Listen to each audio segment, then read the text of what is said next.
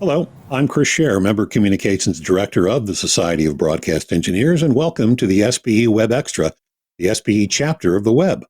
This is a monthly SBE meeting usually held on the third Monday of the month. The SBE is the Association for Broadcast and Multimedia Technology Professionals with nearly 4,000 members, mostly in the U.S., but also around the world. Today's SBE WEBxtra gives us a chance to meet the new SBE Executive Director, Mike Downs. Mike has worked with associations for many years, and he brings that experience to the SBE. But before we get into that, I have your SBE member update for February 17, 2025. There will be an SBE certification exam opportunity at the 2025 NAB show in April. Apply to take an exam there by February 21st. The next chapter exam window is in June. Apply to take an exam then by April 13.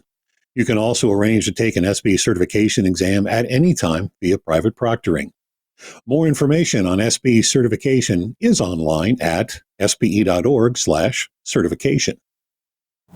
There's one more webinars by SBE slated for this month on February 27th. Fundamentals of Modulation and Modulation Theory as Applied in the Broadcast World will be led by Greg Buchwald. You can always catch all the past webinars by SBE on demand. Go to sbe.org/webinars. And SBE dues renewal is underway. Be sure to renew your SBE membership before April 1st so you don't lose any of your member benefits. You should have received a dues renewal reminder in the mail. You can renew it online, though. Go to sbe.org/renew and follow along and renew that way. Also, the SBE annual membership drive starts March 1st, just a couple of weeks away. Recruit a new member and you can earn money on your 2026 SBE dues and also qualify for prizes that will be drawn at the conclusion of the drive. The theme this year is Expand Your Professional Horizon. You can get all the details at sbe.org/drive. And the SBE is planning lots of events at the upcoming 2025 NAB show. We kick off the convention with the SBE Ennis Workshop on April 4th and 5th.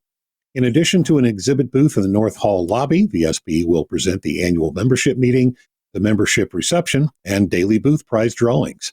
You can get all the details of what we'll be doing there at sbe.org/NAB show. That is your member update for February 17th, 2025. So our guest today is Mike Downs. He's the new face at the SBE, having started work on January 3rd. Welcome him aboard. Hi, Mike. Welcome to the SBE WEBxtra. Hey, Chris. Thanks for having me. Excited to be here. Yeah. So you've had a whopping 6 weeks. Yeah, I was going to say a whopping 6 weeks under your belt so far, and you're still with us. So I guess I know, I haven't right? annoyed you too much. Still works. The key still works to get in the door, so it's good. But I'm happy to be here. Very good. So let's just dive right in. Let's start with a little bit about you. Give us a little bit of your background on your professional experience. Yeah, so I come to associations via a roundabout way, but I started association work about 27 years ago for a group called Kiwanis International. And Kiwanis is a global service organization based here in Indianapolis. I'm originally a Texas native, so I moved north into the great cold tundra back in 1998, so a few years ago, and went to work at Kiwanis in what's called their Key Club department, which is their high school organization. And I got hired to do training and education and development for them. And I spent a little bit of time there.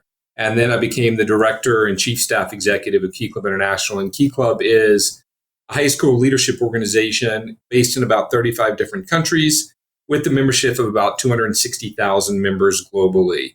So I led that program for about 10 years and then moved over to another part of the Kiwanis organization and led their meetings and events team. So as the director of conventions and meetings prior to coming here. So I did that for about 10 years as well. But throughout the whole course of my association life, been fortunate enough to Kiwanis invested a lot in me, and as it did in all of its employees, with education and training and development, and got some certifications along the way. I am a certified association executive, which is the credential from the American Society of Association Executives, which really takes into account education, training. You take a test, and then you stay up to date with some continuing ed. and recertify every 2 years. Also a certified meetings professional. So I did that about 8 years ago, and that credential lasts for every 4 years. And it really is just understanding how events work.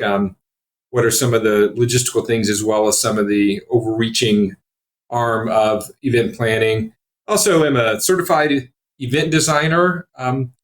Just means that I think of events and work in a little bit different mindset of how people come in and how people leave an event and how we change them in the middle, as well as a digital event strategist. And that happened back during COVID because everything was going online. That became important that we understood, how do events and how do meetings and how do activities happen in a virtual world.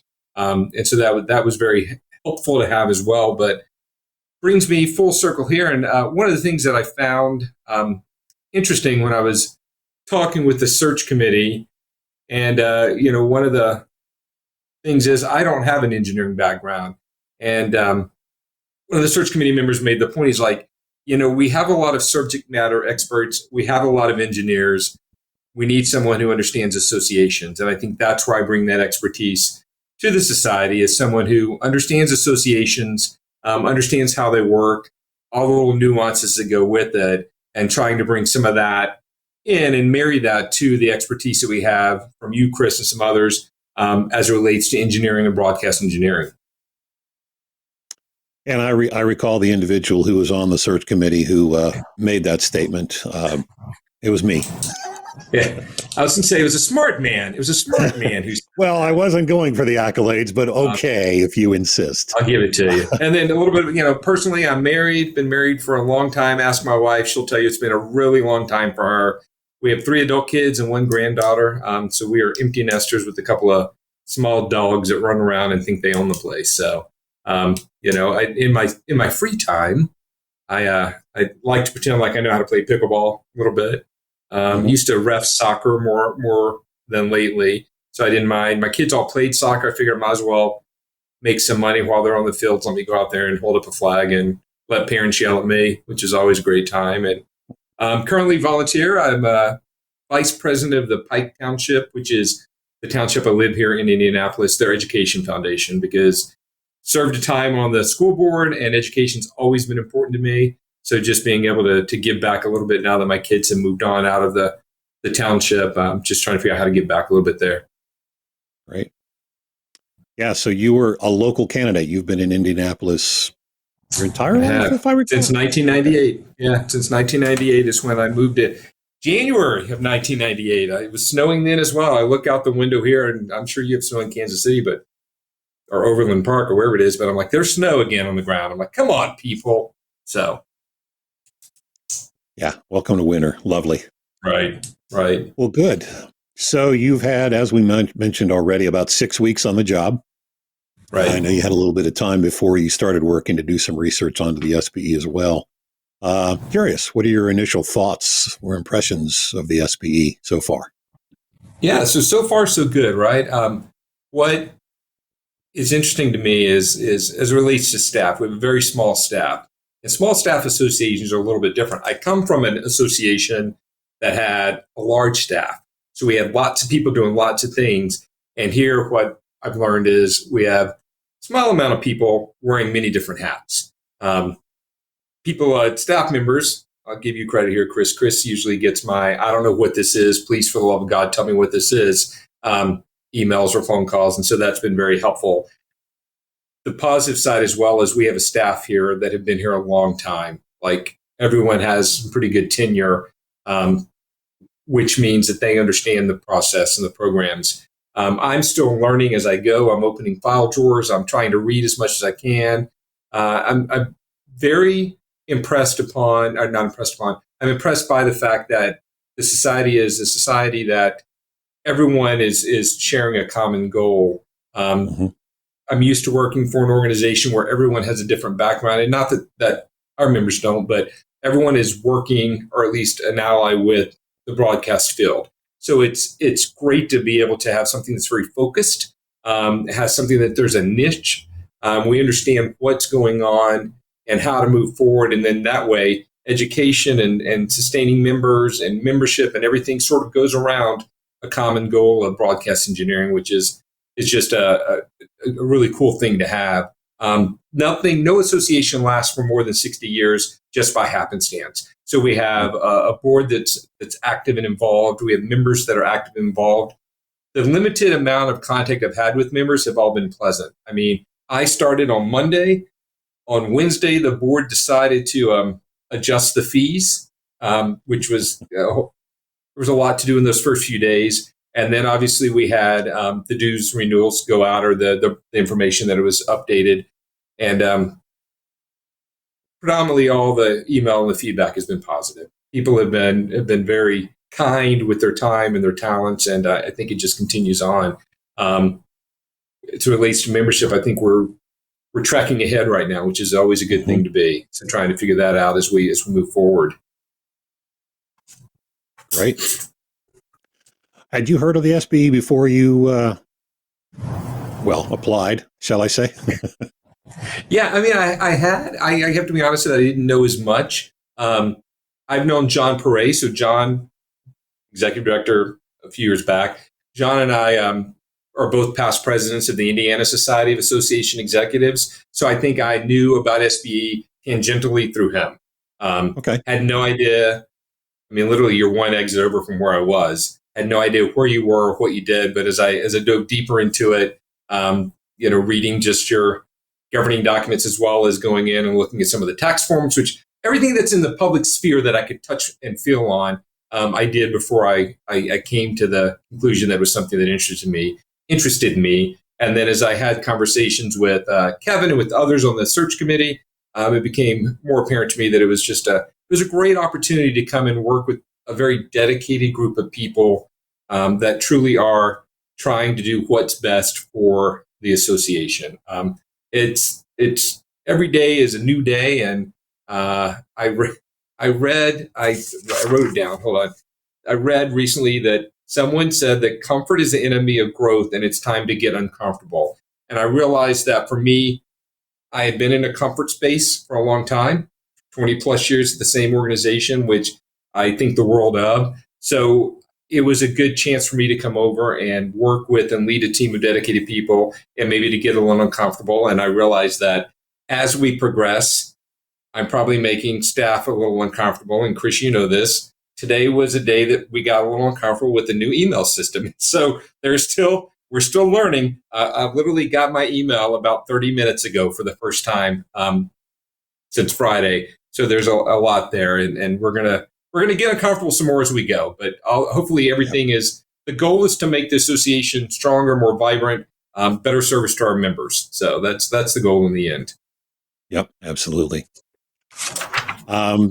So you and I have had a chance to talk a little bit, but what else interested you in the SBE when you saw that there was an opening available? What made you think about switching, as you said, after 20 years over at Key and Kiwanis?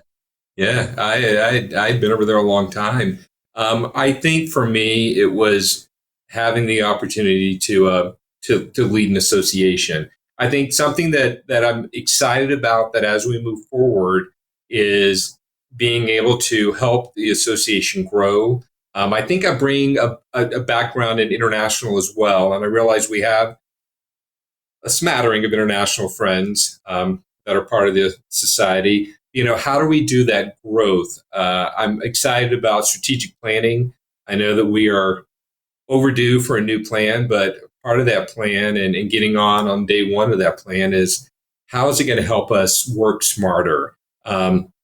I'm excited about the NAB show in April because I think at that point, at least it'll give me an opportunity to meet other members, which is really important to me because membership is how we get the funds to do what we need to do. And I think we just need to be smart about listening to our members, asking them what they think, just trying to figure out what is it that they need to be successful and how do we give them that. So for me, it was being able to go back and look at, again, your website, which I'm going to give you more credit there. It's a great website, very up to date. Everything seems to be very concise there.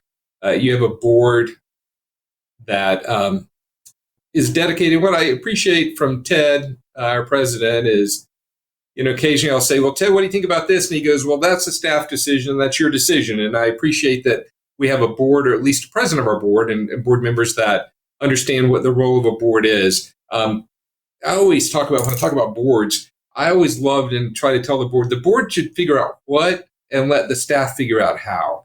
We want our board to be very high level thinking.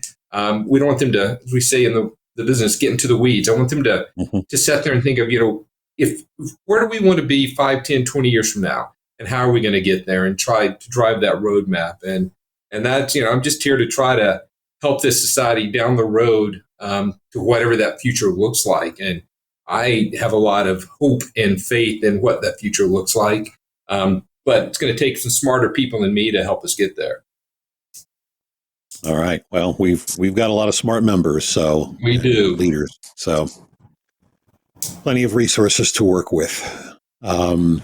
So what caught your eye to come over and work for the SBE? Obviously, we're a more focused society organization than Key or Kiwanis, which, by the way, my father was a Kiwanian. There you go. Time. So, but what sparked your interest to come over, other than, as you said, a step up in the professional rank? But what else that was caught your eye? Important to me was that step up. But I think also just trying to see how my skill set that I've worked 20 plus years on now, how that skill set can help other associations. And it comes back to making sure that we have that expertise as relates to associations. And back to, like you said, there are lots of engineers, thank goodness. There are lots of people that are subject matter experts. There are people that can handle all that. But how can I help you get from, quote Jim Collins, how do we move from good to great? How do we become that association that is going to be on the forefront of it? I want people, when they think of broadcasting and broadcasting associations, that we're their first stop. I realize there are others that sort of are tangent to us. There's some other associations that share some of the same membership we do, but I want our members to realize that if they do nothing else for their professional associations, that they come to SBE first, and that's where we're gonna get there eventually.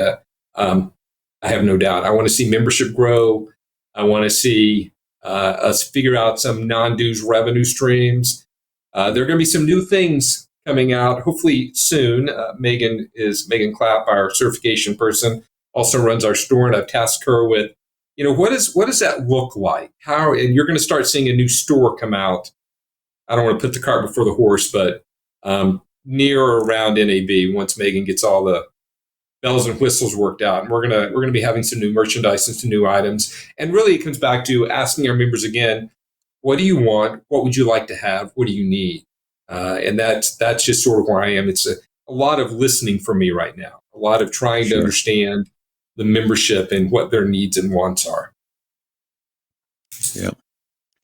So Kiwanis and Key are a very broad membership base. Yes, people typically in leadership positions. As opposed to the SBE, which obviously is very focused, a much narrower scope. Any thoughts or insight or things you thought about coming over from something with a much broader general leadership base versus a more focused broadcast multimedia technology base? Yeah, that's a great question. I think the one thing I do appreciate that we drive membership here are the certifications and the items we can give to people. I think it's important that we continue to invest in others, or that others invest in themselves, which to me, the certifications are a key way, and that's a key way to have members involved. I love the fact that all of our board members have to be certified to serve on the board, because I think that pushes back on them that if you want to be a board member and if you want to lead at that level, then you need to be invested and have bought into what the society is trying to do. Again, I think we actually win, or it's easier to work with a more focused group than a very broad group. And I appreciate that. And I think what we're going to see, my hope is that we're going to figure out how this membership, how these numbers are going to go up. You can't see, but Chris, you've been in here. It's like I have on that far wall over there a map, and there are dots where every chapter is, and there's a pin where board members are. Um, and there's a lot of the middle of the country that's blank, right? So trying to figure out how do we fill in some of those gaps as we look across that. And that's just like a daily reminder to me of where things are, and how do we make sure that everyone gets served equally. There's a big difference between equitable and equal. So just trying to figure out what that looks like. And then also trying to be mindful of our friends in Europe, the chapter there, and those in other parts of the world. It's like, how do we service all? Growth is an important thing, but now I'm going to backtrack for a minute. Growth is an important thing, but you can't just grow if you don't have the services that you can provide to people. Obviously, we've just opened our Dakotas chapter, which is outstanding. There's now a new group there for them. But if you look at Canada, Canada's massive. I mean, they're, Jeff and team up there trying to help everyone stay together. How do we make sure that everyone has equal access to programs and, the Innis workshops and things of that nature, where we tend to go to a lot of the same places? How do we branch out a little bit? And I know some of that comes back to chapter support and chapters being involved and asking for us to come, but I want to make sure that if someone wants us to provide a service that we're able to provide, that we try to provide that to them, and realizing that sometimes it comes down to a financial issue, and money is important. As a small society of 4,009 members, money is important, and what we do and how we spend the money of the society is equally as important. Trying to figure out how to stretch that budget and stretch those dollars so that everyone can get what they need. I realize we just increased or adjusted our dues for the first time in many years, but that doesn't mean we just have pockets full of money lying around now. True. Yeah. So you've got a long experience working for associations. Was there anything specific about the SBE that caught your eye, made you think this would be a good place to work? No, I think it comes back to when you talk about associations, I think we all fall under the same issues, right? Associations are going to fall under membership, finances, growth. When I looked at the numbers, and again, I went and looked at the 990s for the society, which again are all public records. If anybody wants to go out and look at them, you can go out and look at all the tax filings every year. Or if you want a copy, you can email me and we'll get you the public copy of the financial documents. But what I found interesting, which I appreciated, was year-over-year growth, year-over-year growth in finances. And that says a lot about a society. It's like, how are you financially set up? We are a very financially sound society. The association has good reserves. It has a good investment. So it's not something that worried me. Sometimes you look at associations and the writings on the wall when you look at their tax documents, and year over year they're losing money. Money's going out the door, and you're like, okay, how are you going to recoup from that?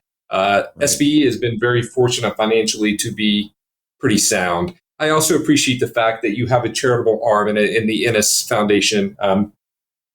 That's important as well, that we're giving back to students, or scholarship dollars that are available, and trying to figure out how we leverage those dollars into getting younger people involved. I'm a big data geek, and I've been looking at data left and right since I got here. And, the majority of our members are over the age of 55, right? How are we going to fill that gap? The majority of the new members last year were under the age of 55. So how we close that door, how we make sure that when those younger, not young, but younger people join the association, what do they need to stay involved? And then making sure that they get that. I'm a big fan, and I appreciate Chris rounding up, or at least been taking care of, our chapter chair calls, because I think the chapters are truly what's going to make the society move forward. We're only as good as our chapters. We need to make sure that they are getting what they need, and trying to look at, what keeps them involved. Trying to make life a little easier on them as well. And I've been studying the chapter numbers. When are chapters meeting? How many new members do they get? What's our active chapter size? So all that information is just data that I keep crunching numbers on, trying to find that magic number that's going to tell me, hey, if we have X, then we get Y. And someday we're going to get to that. Sure. Yeah, chapters definitely are the legs of the society. Yeah. And without them, we wouldn't have a lot to work with. I guess I'll go and throw a plug out there. We have chapters all over the U.S. and several outside the U.S. now. And there are a few major cities that don't really have much of an active presence. So if you're in one of those areas, it's not casting shade or placing blame on anybody, it's a volunteer effort. And after a while, a volunteer can either get burned out or move on. But if you're in an area that doesn't have an active chapter, or a chapter that's not active is maybe a better way to put it, get in touch with us, because we certainly could use somebody to step up in some of these areas. I'm going to go ahead and mention Philadelphia. That's a chapter that is on the books, but we could really use a chapter champion, a chapter leader to step up. And you don't have to go it alone. By all means, find some others in the metro and work together. Share the responsibilities, share the wealth, share the burden, and make it happen. So hopefully we can get some of our less active chapters active again. Yeah, you say that. I was thinking the same thing. When I look at my map, and you said Philadelphia, for me right now, the one of the top ones on my list of trying to figure out why is Atlanta. Atlanta had 19 new members last year, right? So that when someone joins, obviously they get placed in the chapter. They had the most new members tied with someone else. I should know that. And they have like 70, 74 members in that chapter. Just trying to figure out, can we find some chapter champions, as you said, and that's a great term for it, who wants to get them together? Because there is obviously in Atlanta and in Philadelphia, there we have a group of people. We've got names, right? We've got emails. We can try to put people together, but it's going to take someone who wants to step up and go, let me figure out what this looks like and how to make it work. And we have resources and we have people. Every chapter has a board member that's a liaison that we can connect them with for resources. Again, you can always email or call the office, and we're going to figure out how to make that successful as well. But I'm with you, Chris. It's like trying to figure out, especially in some of the major cities that have larger memberships, who's our chapter champion. So if anyone's listening from Philadelphia or Atlanta, shoot me an email and we'll get you set up. Sure. Or any city. I think it's also worthwhile to mention that it's not a solo effort. It shouldn't fall solely on the shoulders of the chapter chair. Yes, the chapter chair can be the leader, but definitely recruit and enlist the assistance of those in the chapter to do some of the lifting, so the workload gets spread out. It also ensures rights of succession, so to speak, that if something happens, somebody's put its couple of years of time in and wants to step away, it's not a burden on one person. Unfortunately, that has happened in a few cases in some of our chapters. Somebody's held the chapter chair reins for 5 years or longer, 10 years, whatever. And it unfortunately, and again, not placing any blame or fault, but it leads to sort of Mike always handles that, so it'll be fine. It'll be great.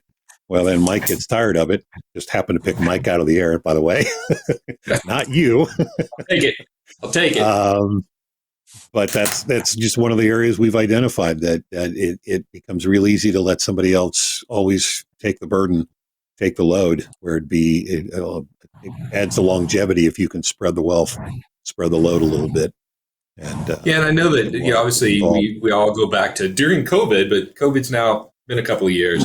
I realized that things changed with how we meet, and people got out of custom of actually going or gathering together and whatever that looks like. And just trying to get people back together. And I mean, on the chapter chair calls, I'm a pro now, Chris. I've done been on 2 of them. The first one being the first day that I was employed here.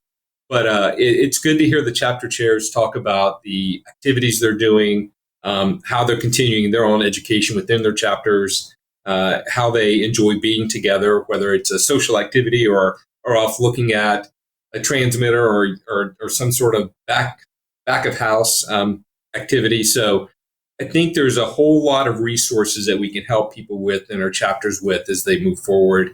And it's just back to getting those chapter champions who want to come forward and be that person. And you're right, Chris, it's not a one person job, or it shouldn't be a one person job, because it's easy to get someone burned out. And then you're sort of stuck and we're back to square one. But we have some rather large cities and some rather large geographic areas that have a chapter and have members who really don't have a chapter functioning as we'd like for them to. And I think a functioning chapter is then going to lead to additional members. It's going to lead to you wanting to invite your coworkers or your new engineers that show up at your job to come with you to one of the chapter meetings. So it's a win-win for everybody. Excellent. Yep, absolutely. So let's look at you. You've known of the SBE since you've lived in Indianapolis for a while, and you know John Poret. What interested you in actually coming to work for the SBE, other than, as you mentioned, sort of the career advancement path? Yeah, I think for me, again, back to I'd gotten comfortable where I was, and that quote is like, it was time to get uncomfortable. I was looking at, where there weren't a lot of places that I would have left for. This one being one. And I'll be honest, one of the selling points is it is in Indianapolis, right? I enjoy living in Indianapolis. It's a great city. It was a great place to raise a family. So that was a key component. And then again, back to a financially sound association, a group that had within a scholarships, you have a component of philanthropy. It gives me an opportunity to use all those skills that I've spent 20 plus years working on and putting them into play. I think one of the big things as related to the search committee, I have a really deep background in strategic planning and helping associations figure out who they are and who they want to be. And I think that's part of the tasks at hand moving forward. Is I know that SBE knows who they are, but I think it's going to come down to, what do we want to be? And how do we want to move forward? And what do we want to look like 5 years from now, 10 years from now? My whole goal, I'm always a person that says, and even with my kids, you have to leave something better than you found it. And so that's my goal. And I found this association, this society in a really good spot. So how am I going to leave it better? And hopefully years and years from now, but how am I going to leave it better? And what is that going to look like? I am very much, I realize I'm lucky to sit in this chair. I'm lucky to get to come over here every day and go to work.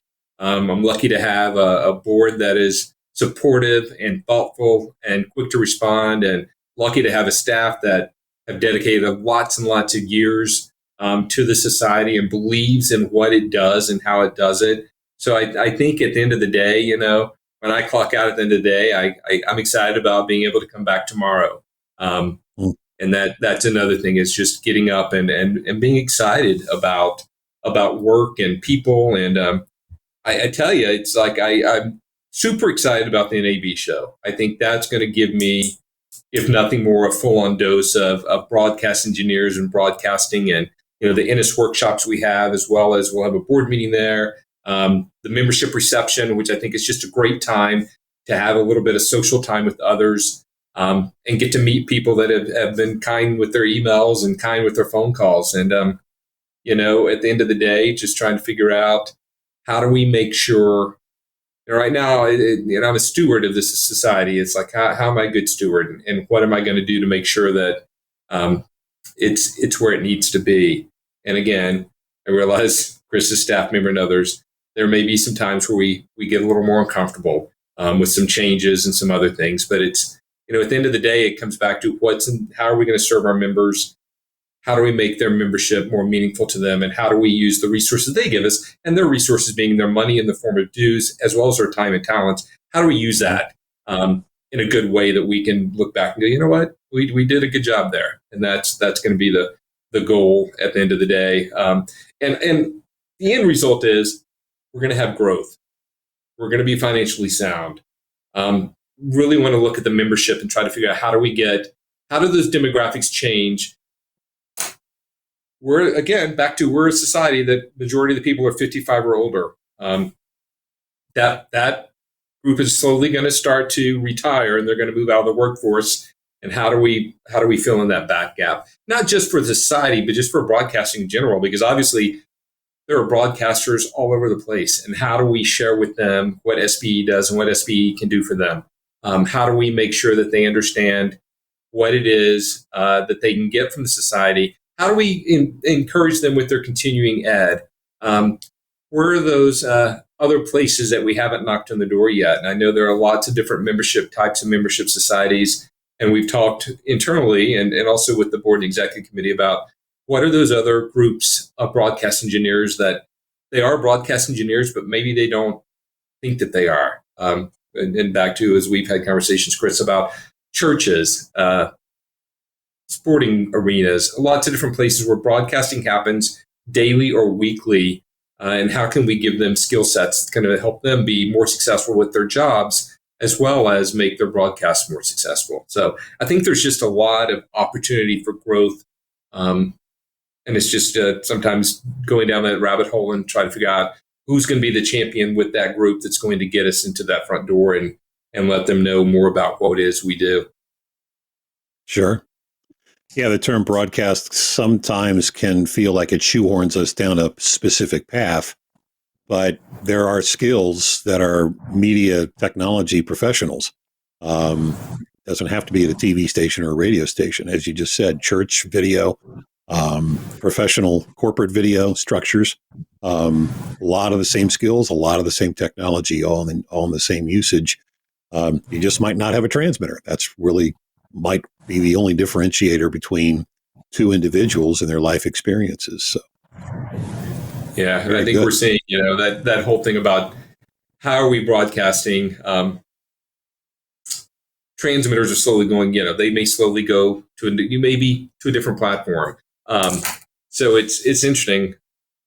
I again join lots of groups in Facebook and that type things, but there's one about just people that take photos of transmitters, which I find extremely intriguing, and just to watch them interact. But there's like 15, I may have made that number up, like 15,000 people in that Facebook group. And I'm like, that means if every member of SBE was on that, I know they're not, then only one in like 3 or 4 of these people are actually SBE members. And it's like, how do we close that gap? How do we find those people that are maybe on the fringe or allies or supporters? And how do we bring them into the tent, so to speak? I mean, in the scheme of life, and somebody may yell at me at some point about this, the dues and fees that we pay as members, they're compared to other like associations, they are not as nearly as expensive as others. I don't want to say they're cheap, but I want to say that cost-wise, if you cost compare across the aisle, we have a very good product for a very low price. And trying to make sure that others understand what they can get from that. And I'm going to go ahead and give the little spiel, because I know we always do. For those that are at the membership, I'd always consider Member Plus. I mean, Member Plus, with the amount of webinars that we have housed on the website and the education opportunities, that'll pay for itself. If you want to go in and get some additional education, some additional webinars. If you're going to watch, I think, is it like 2? If you're going to watch 2, you might as well do Member Plus. Then you get all the backlog of everything else. And there's just the library of webinars is just incredible in there. Yep, it absolutely is. Definitely, that's one of the programs that is greatly expanded and grown over the last several years with especially the Member Plus benefit. So what attracted you to come over to the SBE side after years with Kiwanis and Key Club? Yeah, I think it's just, again, the opportunity to serve a society and make some hopefully some change for the better. There's a lot of things that are happening and that intrigue me about the society. I'm interested in how to help the society grow.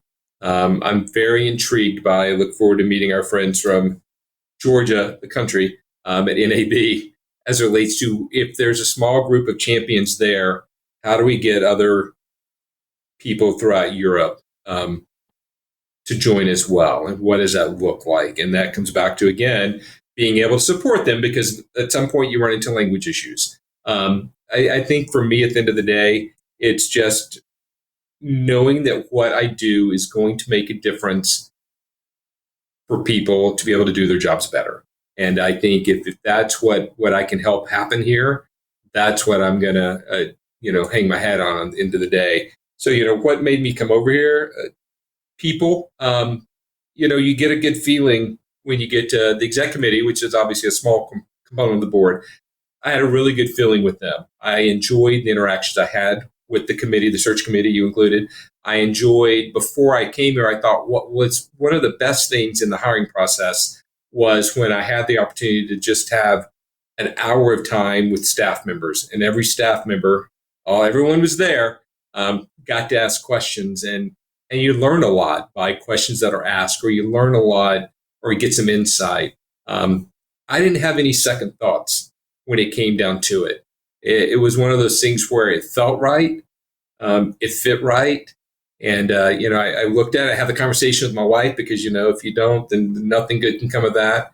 And, it was the right time and the right opportunity to make a switch. I enjoyed what I did at Kiwanis, and I think the world of those men and women that still work there every day and the hundreds and thousands of members worldwide. But this is where I needed to be today. And so that was part of how I got here, and was lucky enough to get the offer, and very appreciative of it. And just going to work every day to figure out, how do we make this a little bit better tomorrow than it was yesterday? And how do we get down to that mode? And again, for me, there's a lot of listening. There's a lot of just learning. There's a lot of waiting and wanting. And the more I can learn, the more I'm going to be better, the more better. Ooh, that's really good English. Chris is like, the more it's going to benefit me. So one of the things and Kathy, I'll give her credit. Kathy is our education director. She made the point. I now go and I watch the webinars when they're going on, because if nothing more, I may not understand what all the modulation is later this month, Chris, but the more terminology, the more times I can learn, the better off I'm going to be and be able to serve our members as well. So it's just good to listen and learn and to take it in and try to figure out what it is that's going to help all of us be better at what we do. Sure. Very good. So as you noted, the SBE is led by our elected leaders, the board of directors, and we also have a small staff to facilitate the efforts and the ideas that they put forth. What are some of your goals and ideas for the future to see the board's actions put in place and seen to fruition? Yep. So I think part of it is I really want to go back to, I've got it on my board over there, but we need to spend a little time working on strategic planning. And strategic planning for some people becomes just a catch-all book, but what we do and how we spend our time and resources should really come back to what that plan is. We should have something that's telling us, how are we going to move forward for the next 3 to 5 years? And then our work plan should come from there. I am a huge proponent of helping the board get to, when they want to do something different, asking the question, how does it fit in the plan? And if it doesn't fit in the plan, then we need to stop and talk about that. Because if we're going to wrap our hands around and wrap our heads and our hearts around a strategic plan, we need to be able to look back and go, that's where the association needs to go. Collins wrote his Good to Great book, and they're called Big, Hairy, Audacious Goals. And there are these stretch goals that we need to set, that it may not be something we can get to in 3 or even 5 years. But if we move the needle farther down the road towards that goal, we're going to be better off for it. There are certain things when I look through, and back to Megan Clappe, who's trying to develop a new store, that's non-dues revenue. We have, I hope most of you have one, button-down shirts, we have some polos and a few other things. You're going to start seeing some additional merchandise. And my goal there is to increase revenue for the society without increasing cost. And we're going to move more to a print on demand. And you're going to be able to go online and see what we have. And if you want it, you click it and you get it in your size, shipped to you. We're not going to hold inventory here.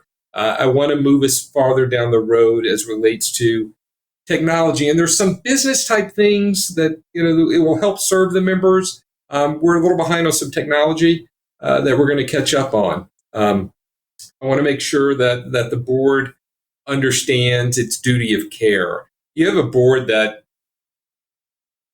is very dedicated and spends a lot of their own time and money to be members of the board. And I mean, I guess I'd be remiss if I didn't say, if anyone's interested in serving on the board, now's the time. You can find more about that online, as well as a way to contact Jeff, our nominations chairman. as we move towards that mindset as well. And as long as you qualify, everyone's welcome to seek office. Go read. But trying to understand from the board perspective, what do they need to be successful? Ted, our president, and I talk every other Tuesday. That's just, we talk in between as well, but we have a time set aside where, I download to him and he downloads to me, and I try to figure out how do we make those things go about the right way as well. The board itself, one of my goals for them, if they're listening, they're going to go, one of my goals for them is to be more actively engaged. We have chapter liaisons for a reason. So I want to figure out how do we help them help the chapters. And we talked about that, the chapters being one of the most important, if not the most important thing that we have, who can help us with our programs and with our membership. So, I'm trying to figure out how do we get them more engaged in that component as well. Again, great set of men and women that serve on the board. Most of them have dedicated many, many years to board service, many, many years to the profession. So they all understand firsthand what it's like to get their credentials, what it's like to get their certification, keep their certification, and the importance of it. And I'll tell you, when they made that decision to adjust those fees, it wasn't an easy decision for them. No one wants to go and raise fees, but they understood that they needed to at least catch up to what the money's worth now, as well as, how are we going to be able to provide for members and membership? And that's the whole thing, is they are very selfless. Again, a lot of time and money out of their own pockets. They pay their own way to get places. So it's very commendable that men and women will step up and take that leadership aspect. So back to, if anyone wants to have a conversation about it, I'm happy to have a conversation as well with people that want to seek office. Absolutely. So we've already mentioned you came to us from Kiwanis and Key Clubs, so you've got society experience. Curious to know any similarities, commonalities that you've noticed between SBE and Kiwanis members. Yeah, I think what we find, again, we could probably lay the membership on top of each other, and we're going to be very similar. Kiwanis was an organization predominantly 55 and above as well. We struggled with membership. We were at Kiwanis, we were seeing a membership decrease annually of about 1%. Financially, both organizations, even though with membership declines, both very financially sound. So it comes back to not just Kiwanis, but I think associations in general center around membership, financial stability, non-dues revenue, how it is that we do certain things. I mean, the one thing we do here that we stopped doing at Kiwanis, like here, and we've talked about this, Chris, is your baby. We still print a magazine, right? We still have a magazine and our members find benefit from. There are certain things, as we move into the next 5 to 10 years, what does that look like? And I think that's a lot of it. But really, associations in general, if you ask anybody, they're going to tell you, we need to figure out how to get more members. We need members to show up at our events. We need to figure out how to get new members. The one thing we do here better than we did at Kiwanis is our sustaining members. That program here is much better. That being said, it's easier to sell a sustaining member. At Kiwanis, we would have called them a sponsor. It's easier to sell a sustaining member when they understand that the market are broadcast engineers. So we can get some of those people that provide services or provide technology to broadcasters to be a sustaining member. Whereas at Kiwanis, it was hard to sell service. Everyone feels good about it, but there wasn't a group out there that thought, you know what, I'm going to go sell or exhibit with these people because they do service. So I think that's one place that SBE has there's that niche, right? We can go and we can look at what groups want to have access to SBE members because they want to sell you some technology. They want to give you the latest streaming. They want to give you some headphones, fill in the blank. It's a lot easier to find those people on this side. And we've been fortunate enough that WEBxtra does a great job there. Yeah. We're a built-in qualified audience. Absolutely. People that are going to buy merchandise, right? You already have merchandise, or they want to sell it to your station, or they want to. You're a great segue in, and so it's easier to have those people that want to come and support and be a part of. And very happy with everyone that stepped up and our sustaining members. Now Debbie does our job. Our Debbie Hennessy here works really hard to find those companies and individuals that will offset some, such that for our members that come to the NAB meeting, we can have a reception for them because someone else has stepped up and helped sponsor that. So if we didn't have our sponsors and sustaining members, we wouldn't be able to do nearly as much stuff that we do. So it's very important that we keep engaging those companies and individuals and thank them for the work that they do for us. Absolutely. Anything about the SBE you found to be specifically unique? Well, obviously, other than the membership composition and some of those elements, something that's more unique to the SBE than you saw at Kiwanis. Yeah, no, I think one of the things is we communicate a lot, and Chris is like, yes, we do as a communications person.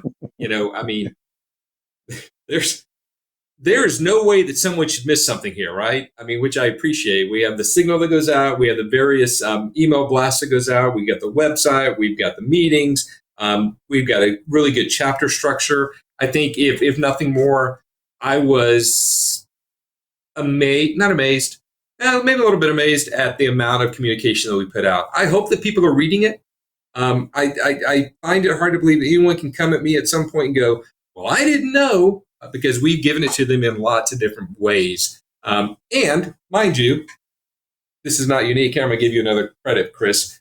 It's also done predominantly by one person. At Kiwanis, we had a comms department that probably had 10 or 12 people. So, people writing and people doing lots, people designing and people doing XYZ. We had a web team, an IT department. Here, again, small staff wears many hats, right? So kudos to you and everyone else here, but just the amount of communication that we put out is very impressive to the number of people. And, there are some other things just technology-wise that I think it's a little not shocked me, but, we switched our email today, which we can all argue about tomorrow offline, but we switched our email today. So it's just little things like that of moving a little bit farther into some newer technology for hopefully it's going to help us internally serve the external market better. Sure. That's the goal. Yeah.